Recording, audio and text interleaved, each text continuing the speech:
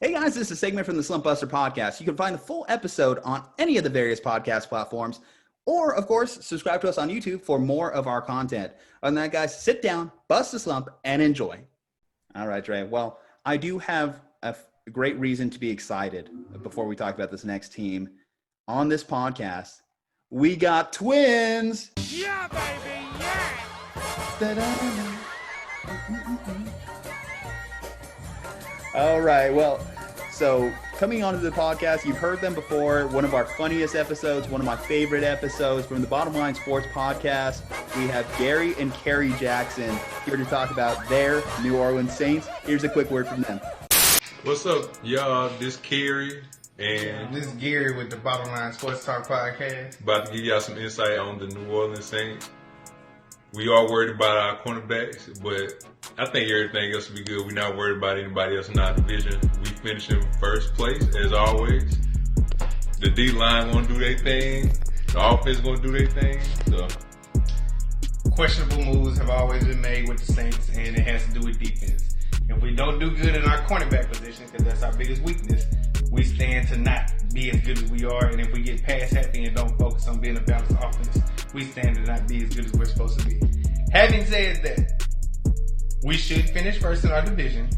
We should get 1 through 3 as far as the seeding. But if we don't have home field throughout the playoffs, I'm not sure what's going to happen. Also, football shouldn't be going on. also, the Saints going to win the 2021 Super Bowl. That's it. All right, guys, we are back. Thank you, of course, to Gary and Cary. Again, two of the funniest guys we've ever had on this show. Go ahead and check out our last episode we had them on. Find out who is the best stoner athlete of all time. Go ahead and give them a subscription, a like, a follow. BL Sports Talk 51. You can find them on both Instagram and Twitter. Moving forward, so we get to talk about their New Orleans Saints. So the New Orleans Saints last year finished 13-3, and then they did what they always do. Lose to the Vikings in the playoffs on a questionable call, to say the least. In the offseason, the New Orleans Saints were pretty quiet. They didn't make a lot of noise per se. They signed Emmanuel Sanders. They re-signed their center. They drafted another center, Cesar Ruiz, who I imagine is probably going to slide over into guard to shore up that offensive line a little bit more. Of course, when you have an older quarterback, you want to protect them, similar to what we talked about with Tom Brady. Drew Brees had probably the most interesting offseason, but not for football-related reasons necessarily. Obviously, his commentary on the flag, not a huge deal in the grand scheme of things when we really look at this entire year.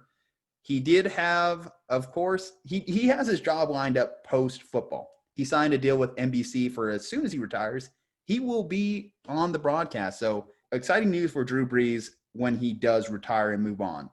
He did miss 5 games last year with a hand injury, but I don't think you can say Drew Brees is injury prone. Of course, it bounced off some dude's helmet. What are you going to do?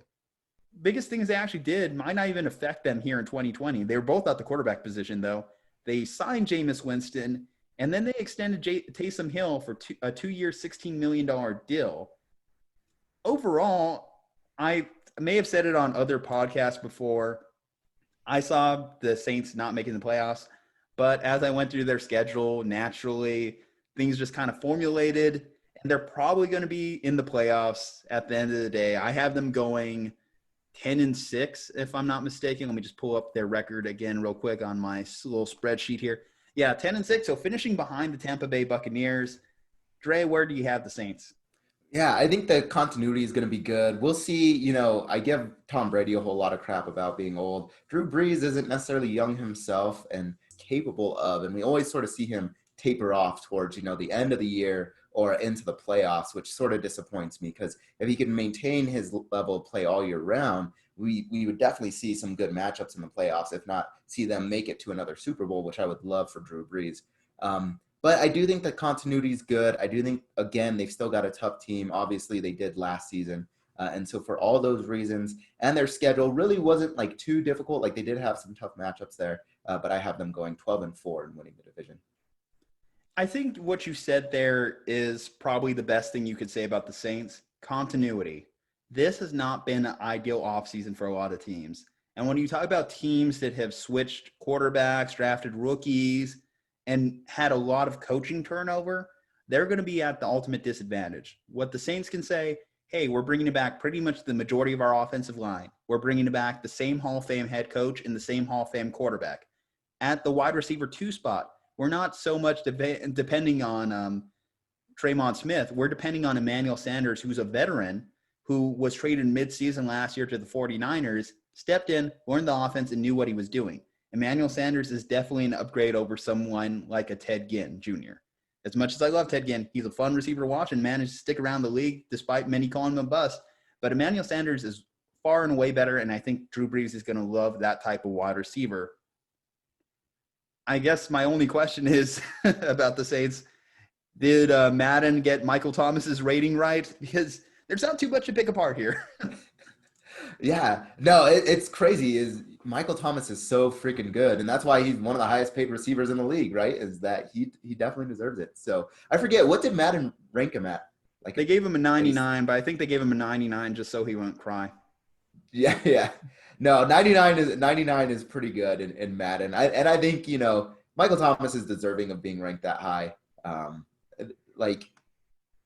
It's hard to have a perfect score, perfect ranking for any athlete in any of the sports games, but that's about as good as it gets, So, do you think that there's still any lingering resentment between Drew Brees and his teammates? I don't think you were on the episode where we did talk about Drew Brees.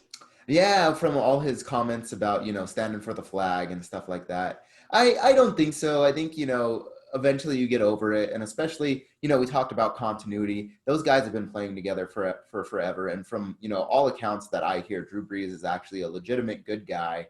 And, it's not like he's a jerk in the locker room, at least from what I hear. So I think they're willing to give him the benefit of the doubt. And they're willing to say, hey, I didn't like your comments. I think you misspoke, but I'm willing to forgive you. And Drew Brees came out and his wife came out with, statements saying, we apologize. We didn't mean for it to come out that way. We're trying to educate ourselves on, the struggles of minorities, right? So I don't think there's any lingering issues. I do think his teammates have his back, and I think they're going to forgive him.